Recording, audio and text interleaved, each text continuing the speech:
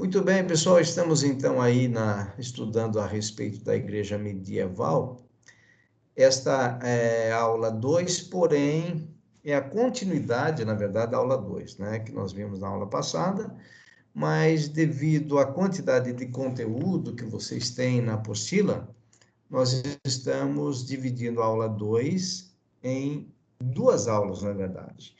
Então, na semana passada, nós tratamos do tema 1, e agora vamos tratar do tema 2, que nós vamos falar sobre os precursores da reforma. Então, um assunto importante e interessante nós conhecermos aí. Então, vamos lá, na letra A aí, vocês têm os petrobrucianos. Esses petrobrucianos, eles foram fundados por Pedro de Bruys, discípulo de Abelardo. Quem foi Abelardo? Vejam aí. Pedro Abelardo foi um filósofo e teólogo francês, um dos maiores pensadores do século XII. Tá? Então, é o Pedro Abelardo. E esse Pedro de Bruys, que fundou os petrobrucianos, ele era discípulo desse filósofo e teólogo francês, Pedro Abelardo. Isso ocorreu em 1110, portanto, século XII mesmo, né? 1110, depois de Cristo, século XII. Ocorreu na França, rejeitavam a missa, ou seja, o que os petrobrucianos, como eles contribuíram, sendo precursores da reforma. Eles rejeitavam a missa, então já começa aqui algo interessante, né? Porque até então a Igreja Católica Apostólica Romana usavam a missa como um meio de ministração e de doutrinação do catolicismo romano, né? Então, eles já rejeitavam a missa, sustentavam que a comunhão era um memorial e que os ministros deviam casar-se, enquanto que na Igreja Católica, como nós sabemos, os ministros não se casavam e até hoje não se casam. Juntamente com Henrique de Lausanne, encabeçavam o movimento que se opunham à imoralidade do clero. Então, já começam a bater de frente com a Igreja Católica, a certas formas de culto e às superstições obrigadas no seio da Igreja. Então, veja só, por que precursores da reforma?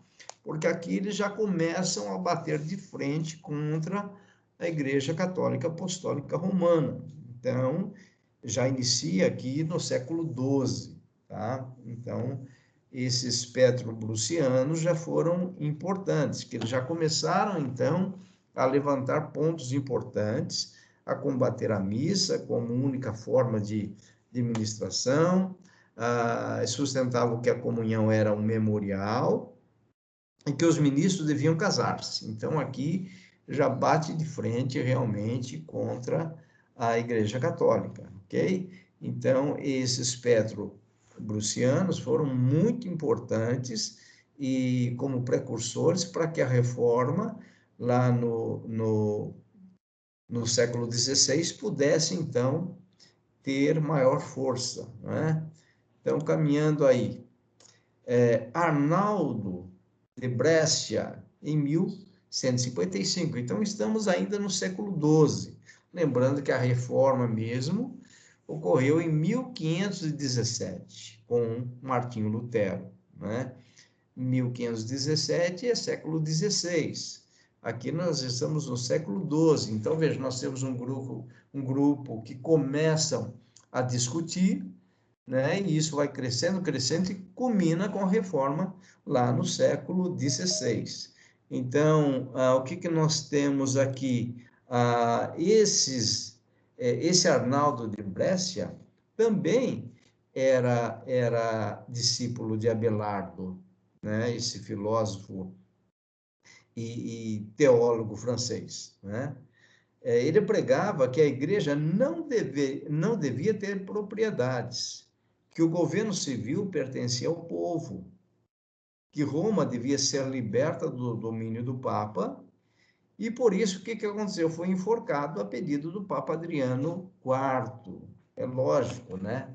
Mas Arnaldo de Brescia foi fundamental como um precursor da reforma. Repito, esses homens, eles pagaram um preço grande, porque o catolicismo romano era predominante naquela época, e então ninguém ousava enfrentar. Mas esses homens, né, foram usados por Deus, porém eles pagaram um preço grande. Né? Esse, por exemplo, Arnaldo de Brescia, ele afrontou liberalmente a, a questão do papado, né, no catolicismo romano. Né? Então, veja só, a igreja não deveria ter propriedades. Naquela ocasião, alguém falar isso era terrível. E ele, Arnaldo de Brescia, então, ele chegou e enfrentou todo o catolicismo romano e o papado. Ele disse que o governo civil pertencia ao povo, olha só, e não a Roma. Que Roma deveria ser liberta do domínio do Papa. Que afronta, né, para aquela época. Por isso ele foi enforcado, a pedido do Papa Adriano IV. Então você vê que o papado era um sistema terrível, forte, muito autoritário e dominador na época. Tá? Então, nós temos isso acontecendo no século XII. Muito bem. Os albigenses, ou cátaros, né? Quem eram, então, esses albigenses? Eles situavam no sul da África, no norte da Espanha e da Itália. Então, eles pegavam essa região ali da Europa. Eles pregavam contra as imoralidades do clero. Olha só, Deus usando esses homens. Contra as perseguições, o culto aos santos e imagens, rejeitavam completamente o clero e suas pretensões, criticavam as condições da igreja, opunham-se às pretensões da igreja de Roma, faziam largo uso das escrituras e eram zelosos da pureza moral. Então, o que nós temos? Esse grupo aí de pessoas, chamados de albingenses, eles eram muito para a época, né? Eles afrontaram todo o clero da Igreja Católica Apostólica Romana, né? Eles apontaram a questão da imoralidade, eles eram contra as perseguições, porque a igreja perseguia, né? Todos aqueles que eram contra a igreja eram perseguidos. Então, eles rejeitavam completamente a ação do clero, ou seja, o clero da igreja, desde os cardeais e o Papa, né? Eles apontavam isso e enfrentavam, tá? Criticavam as condições da igreja e, inclusive, opunham-se às pretensões da igreja de Roma. E a gente vê aqui, iniciando o poder de Deus se manifestando ao ponto de eles darem valor às escrituras e eram zelosos da pureza moral. Isso demonstra para nós, por isso que é importante nós estudarmos a história, não é? Porque a história ela vai trazer informações importantes para nós. Por que que esses homens, esse grupo de pessoas, os albigenses, eles foram contra a Igreja Católica Apostólica Romana? Exatamente porque eles começaram a estudar as Escrituras. E é o que nós fazemos aqui, não é? Quando nós estudamos a palavra de Deus a fundo, quando nós descobrimos as verdades, nós não vamos nos calar frente às heresias que são levantadas perante nós. Então, nós passamos a defender o que a Bíblia diz. E foi exatamente o que esse grupo fez. Lá no século XII ainda, já começaram então a fazer os questionamentos e a enfrentar o clero da Igreja Católica. No item 2 aqui, veja só, em 1167, constituíam, talvez, a maioria da população do sul da França. Então, era um grupo forte. Em 1200, eram muito numerosos ao norte, no norte da Itália. Então, olha só como eles foram crescendo, esses albingenses. Em 1208, o Papa Inocêncio III ordenou uma cruzada. Seguiu-se uma guerra sangrenta, dificilmente houve outra igual na história. Então, esse Papa Inocêncio, que não era nada inocente, ele então começa a combater esses opositores, vamos dizer assim, das doutrinas e dos dogmas da Igreja Católica. Então, ocorreu essa cruzada, né? Esse Papa ordenou isso, né, com o intuito de eliminar esses albingenses que estavam realmente tumultuando a proposta e o plano da Igreja Católica, né? Então, aqui a Igreja começa a enfrentar oposições. Ainda estamos 1160, 1167 ainda é século XII, 1200 é século XIII. Então, já são 2 séculos, não é? Quase 2 séculos da Igreja Católica começando a sofrer a resistência. Então, nós temos aqui esses precursores da reforma. Como eu disse, a reforma ela vai culminar no século XVI com Martinho Lutero, que nós vamos ver. Ainda com relação aos albingenses, vejam, cidade após cidade foi passada ao fio da espada, massacraram o povo. Então, o Papa, nessa cruzada aí, nessa guerra, vamos dizer assim, ele ordenou, né, que as pessoas que eram contrárias às doutrinas e aos dogmas da Igreja Católica sobrevivessem.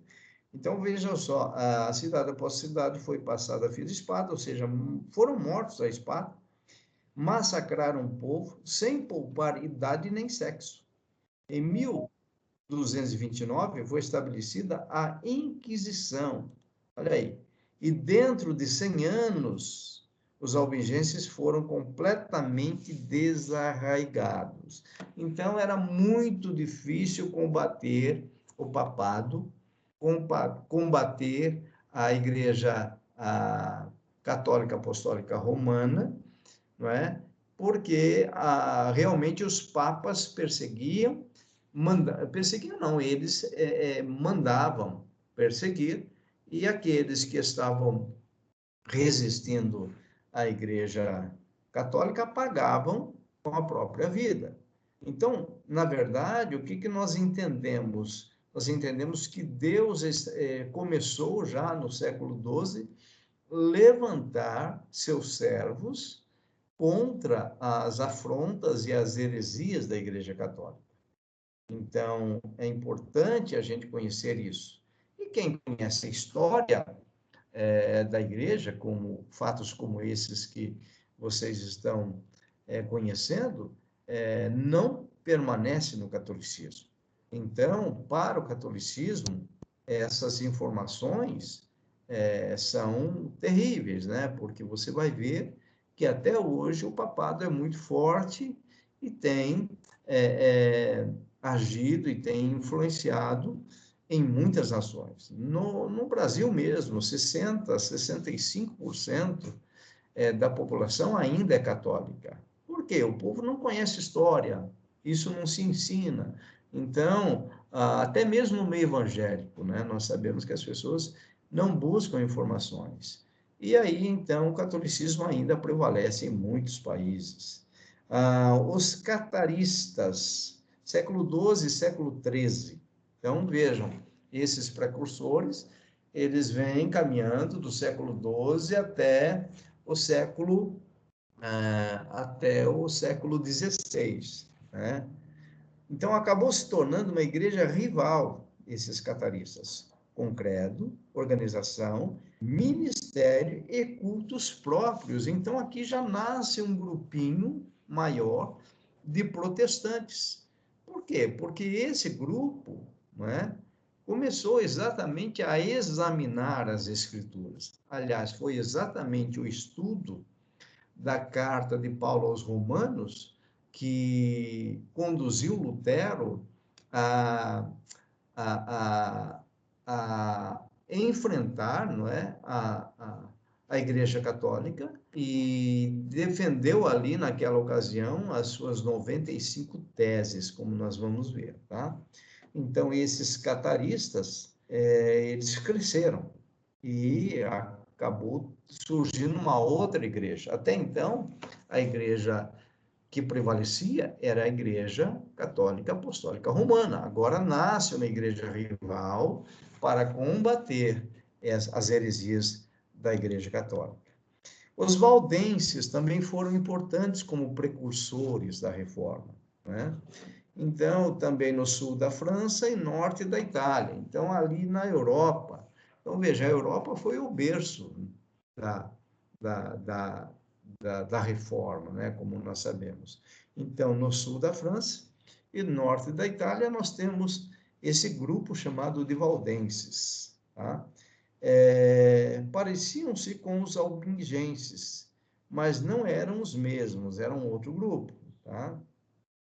Pedro Valdo, rico negociante de Lyon, ao sul da França, que, movido pelo capítulo 10 do Evangelho de Mateus, decide mudar a sua vida, dedicá-la exclusivamente à evangelização, propondo um novo estilo de vida e de comunhão. Então, o que acontece? Esse indivíduo, Pedro Valdo, estudando a palavra, aliás, Deus começa a usar, quando um homem, quando uma mulher começa a estudar a palavra, na verdade, Deus começa a usá-los, né? Se você der uma olhadinha no livro de Daniel, capítulo 9, ele relata que ele estava estudando o livro de Jeremias, e enquanto ele lia o livro de Jeremias, ele encontrou aquela passagem de que o período de cativeiro dos hebreus, ali na Babilônia, seria de 70 anos. E foi exatamente nesse período, né, que Daniel, então, descobre que o período de 7 anos já estava se acabando. Então, ele estava estudando a palavra, buscando a Deus, e Deus ali o revela essa verdade para ele.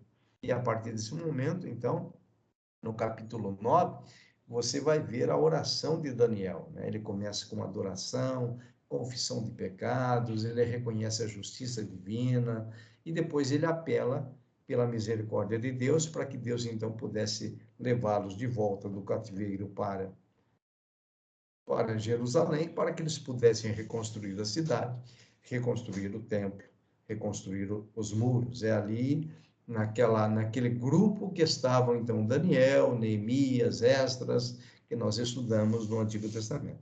Então, esse Pedrovaldo, né, ele estudando o capítulo 10 do Evangelho de Mateus, quando Jesus, então, fala a respeito da evangelização, quando ele envia os seus discípulos.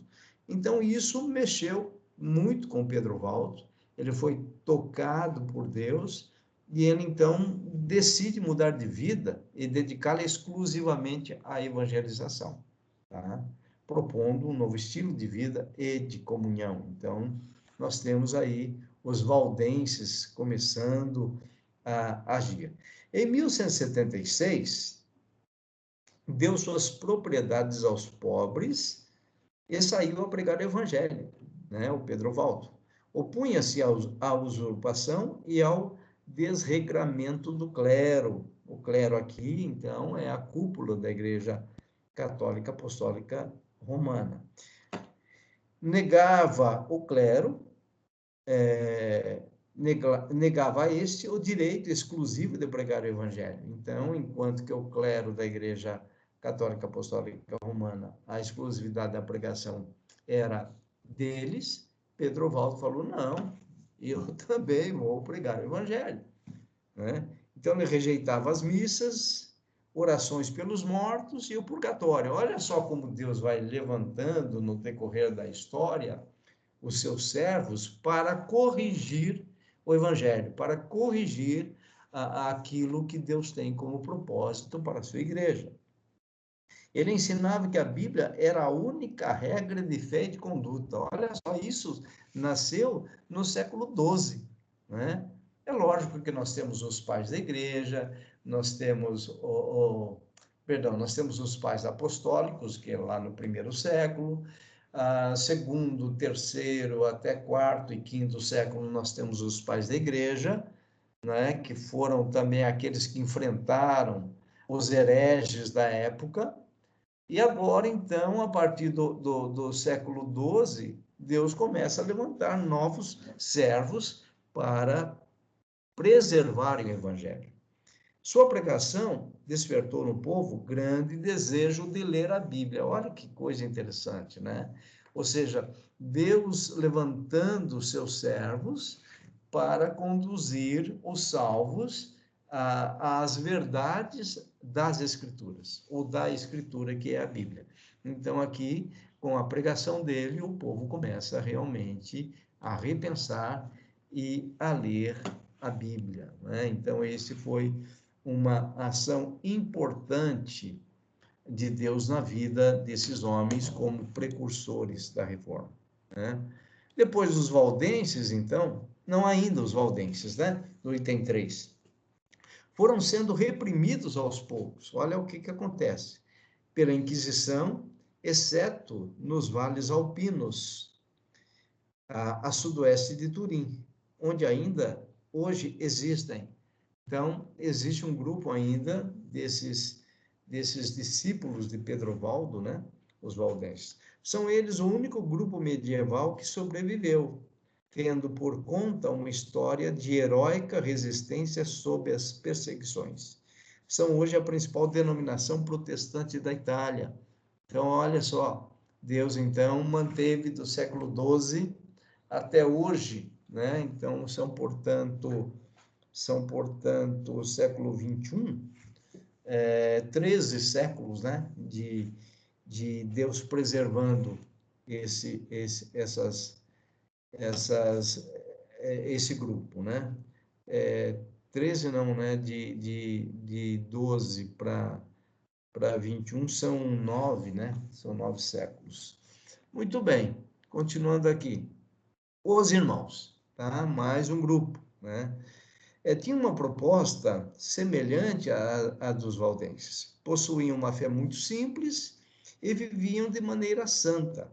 Realizavam suas reuniões falando a língua do povo. Tinham um trabalho missionário muito ativo. Então, vejam, é um povo mais simples, porém também usavam a pregação, usavam a palavra de Deus para fazer reuniões e ensinar falando a língua do povo, uma linguagem que o povo podia entender, tá? Então, mais uma vez, a gente vê Deus operando aqui. Nós temos aí uma outra pessoa importantíssima nesse processo de reforma, ou de pré-reforma, né? Precursores. Já estamos aí no século XIV, né? 1324 já é século XIV, com John Wycliffe, né? Wycliffe. Então, esse servo do Senhor, ele era professor em Oxford, na Inglaterra. Pregava contra a dominação espiritual do clero e a autoridade do Papa. E isto fez com que contasse com a simpatia do povo. Opunha-se à existência de papas, cardeais, patriarcas e fraudes.